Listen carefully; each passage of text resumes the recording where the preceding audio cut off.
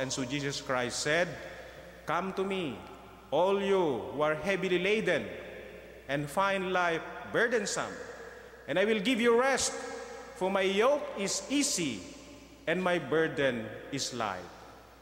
Jesus was not referring to the yoke of the Pharisees, 613 laws. Jesus was referring to the yoke of compassion, the yoke of mercy, which is exactly fitted for us, which we can carry.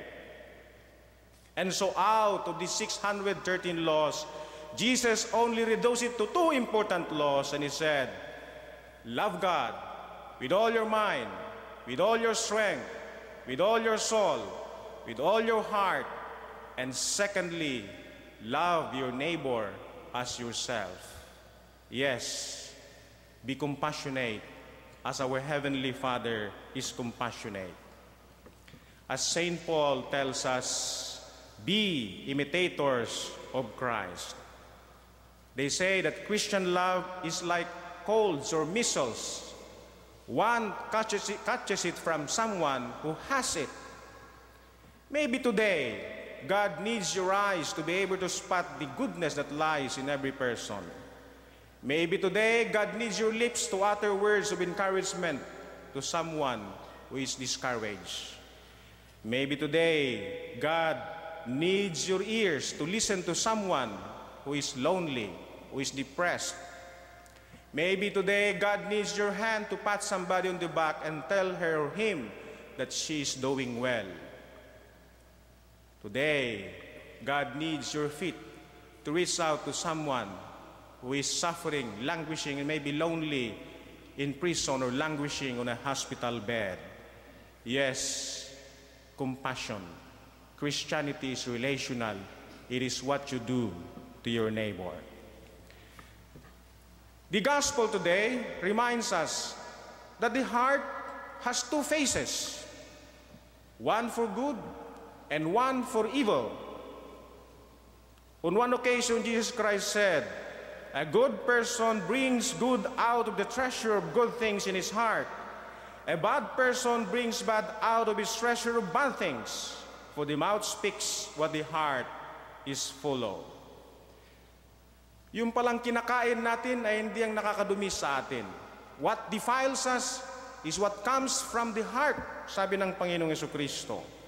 Kaya tanong po natin sa ating mga sarili, ano bang nilalaman ng ating mga puso? You know, the SVD Centennial Celebration in Abra was a revelation to many.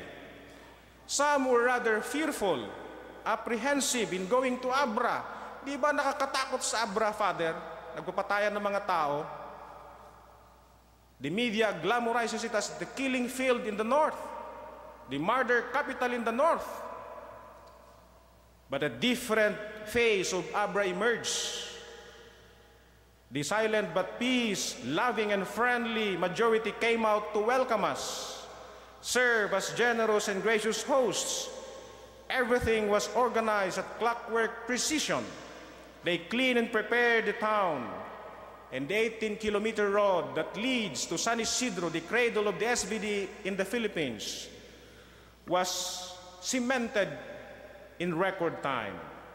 We witnessed the harmonious cooperation, working together of the local government and church people. Kaya sabi ng karamihan, hindi pala murder capital ang Abra.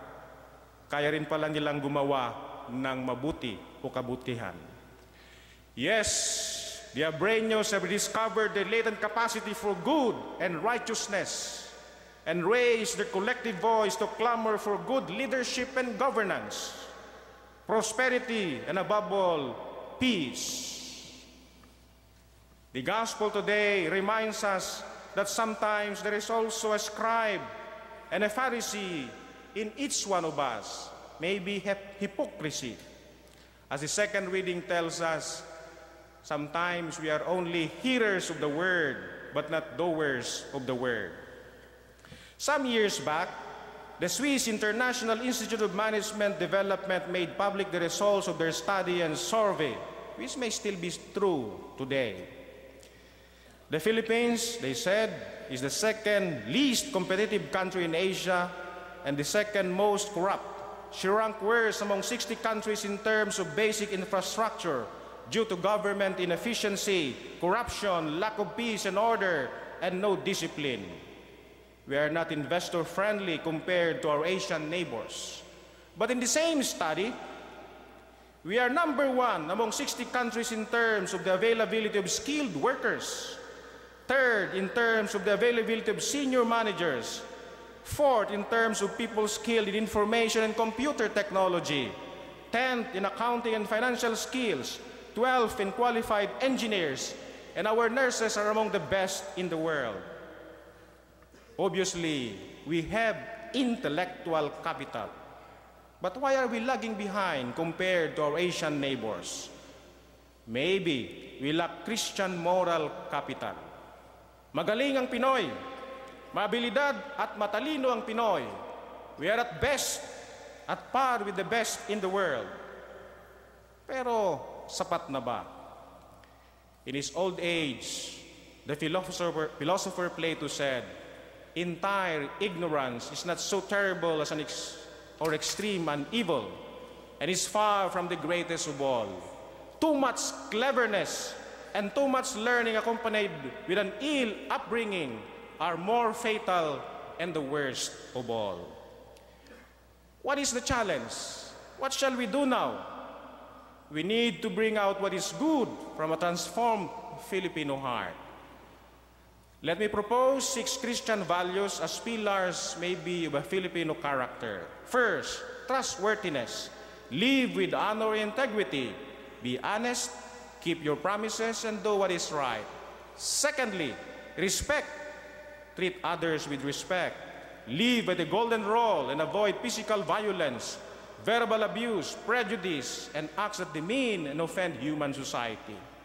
Thirdly, exercise self-discipline and self-control. Be self-reliant and accountable for the consequences of your choices and actions. Fourthly, don't cheat. Be open and consistent. Don't jump into conclusions, and be careful when making judgments about others. Fifth, be kind and charitable. Do what you can to improve the lives of others and be sensitive to their needs.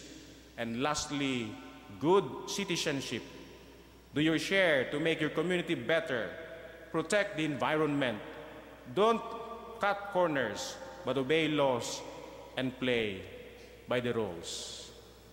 And maybe with this in mind, with this in our heart, we can transform our family, our society, and maybe our country, the only Christian nation in Asia.